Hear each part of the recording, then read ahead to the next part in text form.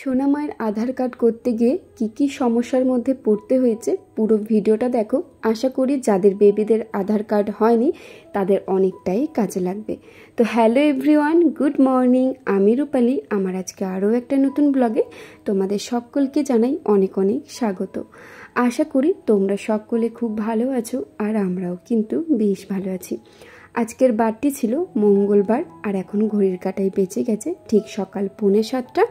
আর এখন থেকে তোমাদেরকে সাথে নিয়ে আমি আমার আজকের দিনটি শুরু করলাম।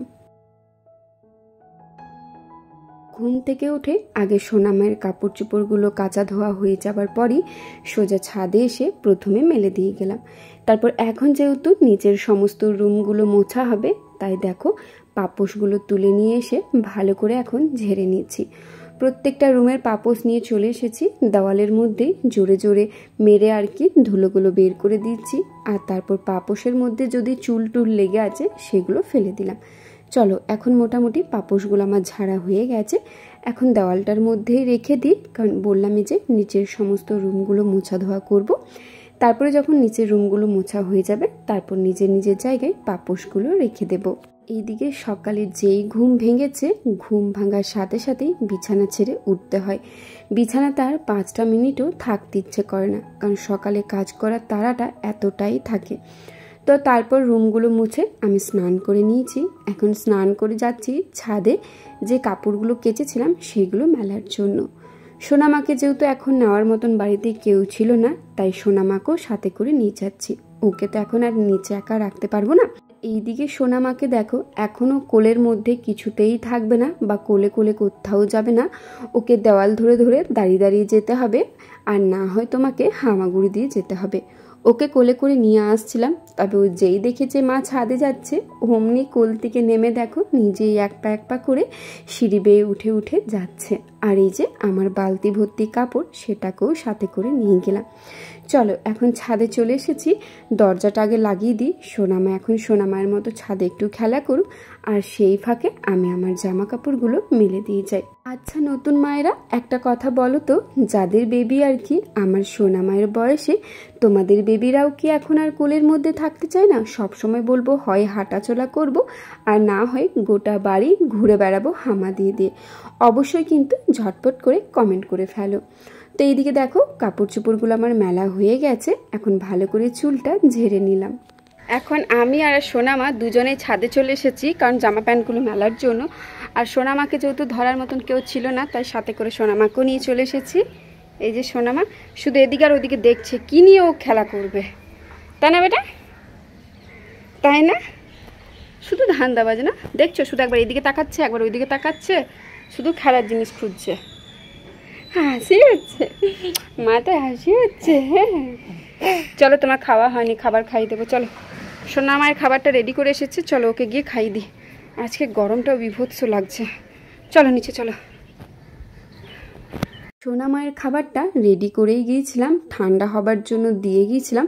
এখন নিচে চলে এসেছি, চলো আগে সোনা মাকে খাইয়ে দিই। আজকে দিয়েছিলাম চিড়ে, দুধ আর কলা, সাথে দিয়েছিলাম একটু গুড়। চলো এদিকে সোনামাকে খাওয়ানোর পর আমি রেডি হয়ে গেছি, সোনামাকেও রেডি করে দিয়েছি, আর বাইরে কিন্তু টোটোও চলে এসেছে। চলো এখন আমরা বেরিয়ে পড়ি। যাব বলতে আমি, সোনামা, আমার শ্বশুর মশাই, আর যাবে সোনামায়ের বড় কাকাই, যেহেতু বড় কাকাইয়ের একটু কাজ আছে। সোনামায়ের আধার কার্ডটা একবার করতে গেছিলাম, তখন তো হয়নি, তো যার কারণে আজকে আবারও যাচ্ছি, দেখা যাক হয় কি না। তো এই যে রেডি হয়ে গেছি, সোনামা বেরোলো, সোনামায়ের দাদানের সাথে গাড়িও চলে এসেছে। চলো এখন যাওয়া যাক। হচ্ছে কি হচ্ছে না সেটা পুরো ভিডিওটা দেখলেই তোমরা বুঝতে পারবে।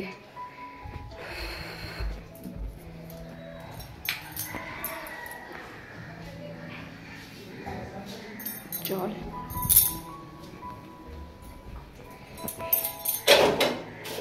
সোনামায়ের গ্লাস, চলো। তো এখন আমরা বাড়ি থেকে বেরিয়ে পড়েছি।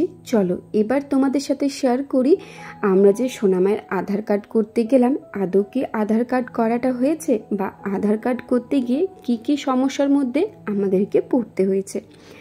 তো বেশ কিছুদিন আগে যখন সোনামায়ের বয়স ওই 7.5 কি 8 মাস ছিল, তখন আমরা একবার গিয়েছিলাম আধার কার্ড করতে। তবে সেই সময় হয়নি, তার কারণ হচ্ছে সোনামায়ের যে বার্থ সার্টিফিকেট ছিল সেইখানে আমার আর তোমাদের দাদা ভাইয়ের টাইটেলের জায়গায় বানানটা ভুল ছিল।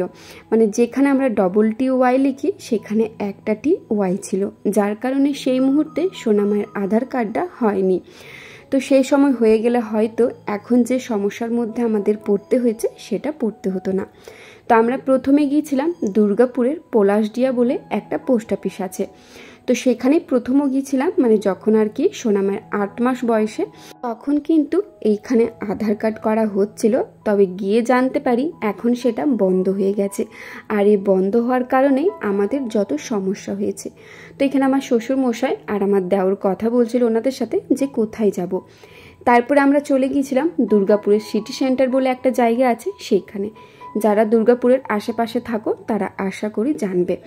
আর সম্ভবত আমি যদি ভুল না হয় তাহলে এইটা হচ্ছে দুর্গাপুরের সবথেকে বড় পোস্ট অফিস। আমি ভুলও হতে পারি, কারণ ওইখানকার বিল্ডিংটা দেখে যতটুকু বুঝলাম যে অনেকটাই বড় ছিল। এই যে তোমরা যতটুকু ভিডিওতে দেখলে সেটাই আর কি।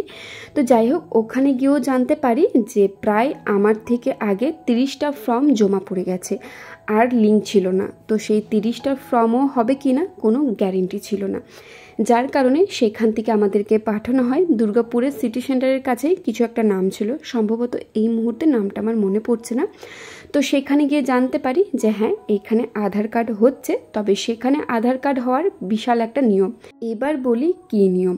ওইখানে আধার কার্ড করাতে গেলে তোমাকে 4টে থেকে 4:30-এর মধ্যে ওইখানে পৌঁছে যেতে হবে, মানে ভোর 4টে থেকে 4:30। তারপর তোমাকে লাইনে দাঁড়িয়ে থাকতে হবে 10:30 পর্যন্ত। তারপরে 10:30টার পর অফিস খোলা হবে।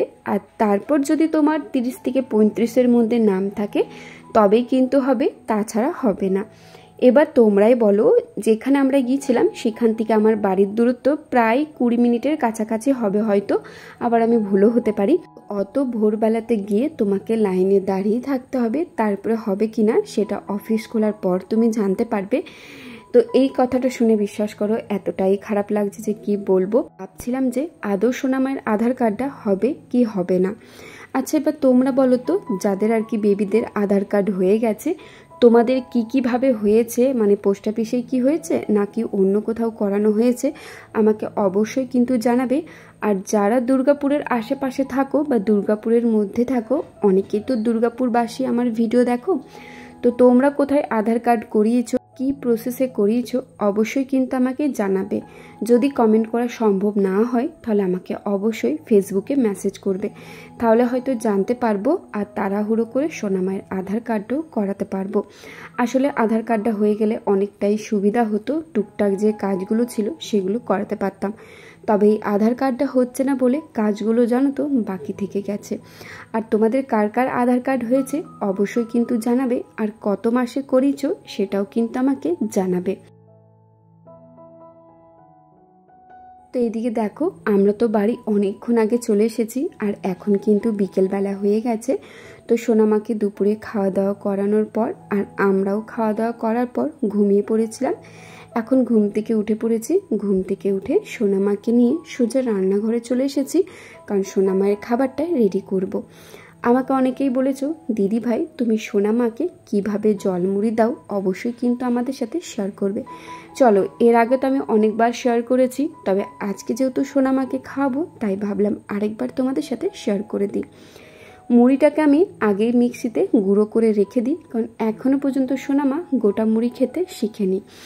খেলেও জানো তো মুখ থেকে বার করে দেয়, যার কারণে মুড়িটাকে গুঁড়ো করে আমি রেখে দিয়েছি। এখানে আমি 2.5 চামচের মতো মুড়ি গুঁড়ো নিয়েছিলাম, সাথে দিয়েছিলাম জল। আর গুড় ওকে আমি দিই না, তবে এখন যেহেতু শুধু জল মুড়িটা খেতে চায় না, যেহেতু ওর চপসা লাগে, তাই ওই একদমই একটু পরিমাণে ওকে গুড় দিয়েছিলাম। মিষ্টি মিষ্টি তো খেয়ে নেয়। মোটামুটি সোনামায়ের খাবার হয়ে গেছে, যেহেতু খাবারের মধ্যে একটু মিষ্টি পেয়েছে তাই দেখো ও মুড়িটাও কিন্তু ভালোভাবে খেয়ে নিয়েছে। অনেকেই হয়তো বলবে দিদিভাই তুমি ওকে রান্নাঘরে সেলফটার মধ্যে কেন খাওয়াচ্ছ। আসলে কি বলো তো, সোনামাকে এখন যখন নিচে খাওয়াই ও এদিকে সেদিকে চলে যায়, আর খাওয়াতেও জানো তো অনেকটাই অসুবিধা হয়, আর ওর পেছনে পেছনে আমাকে খাবার নিয়ে ছুটতে হয়। এই করলে কি হয় জানো তো, গোটা ঘরে খাবারও পড়ে যায়, যেটা পরিষ্কার করতেও আমার অনেকটা অসুবিধা হয়, আর সোনামাকে খাওয়াতেও অনেকটা অসুবিধা হয়। তাই ওকে আমি ডাইনিংয়ের মধ্যে বসে আর এই সেলফটার মধ্যে বসে আজকেই প্রথম খাওয়ালাম। তো যাই হোক, ওইদিকে সোনামাকে খাওয়ানোর পর ওকে ফ্রেশ করে দিয়েছিলাম, ওর ড্রেসটা চেঞ্জ করে দিয়েছিলাম। তারপরে অন্য একটা ড্রেস পরে সোনামা চলে গেছে তার ছোটদি ভাইয়ের সাথে বেরু করতে। আর এই সময় আমি চলে এসেছি রান্নাঘরে। প্রথমে আগে আটাটা মাখিয়ে রেখে দিলাম। এখন রুটি করব না, রুটি করব সেই 8:30 9টার সময়, তবে আটাটা মেখে রেখে দিলাম। আর তারপরে দেখো, এখন কোনো কাজ ছিল না, তাই সোনামাকে নিয়ে বসেছিলাম। আর সোনামা এই যে একটা টুল পেয়েছে, এটাকে নিয়ে এদিকে সেদিকে ঘুরে বেড়াচ্ছে, আর টুলটাকে সরাতে পারছিল না বলে কান্নাকাটি করছিল। তারপর ও সোজা চলে এসেছে ওর জামা প্যান্ট যেটাতে আমি রাখি আর কি, সেটার মধ্যে। আর ওকে ওইটার মধ্যে যেমন করে হোক বসতেই হবে। আর বুঝতে পারছিল না বলে নিজের মতো করে কান্নাকাটি জুড়ে দিয়েছিল। আর বলেছি না, সোনামা বয়স বাড়ার সাথে সাথে খুবই দুষ্টুমি হয়ে গেছে। তাহলে চলো বন্ধুরা, আজকের ভিডিওটা এত দূরেই রাখলাম। আজকের ভিডিওটা যদি কোথাও একটু হলেও ভালো লেগে থাকে, তাহলে like comment share and subscribe করে আমার পাশে থাকবে। তাহলে চলো আজকের মতো আসি, দেখা হচ্ছে খুব শীঘ্রই অন্য কোনো নতুন ব্লগে। ততক্ষণ সবাই খুব ভালো থেকো, সুস্থ থেকো, সাবধানে থেকো। টাটা।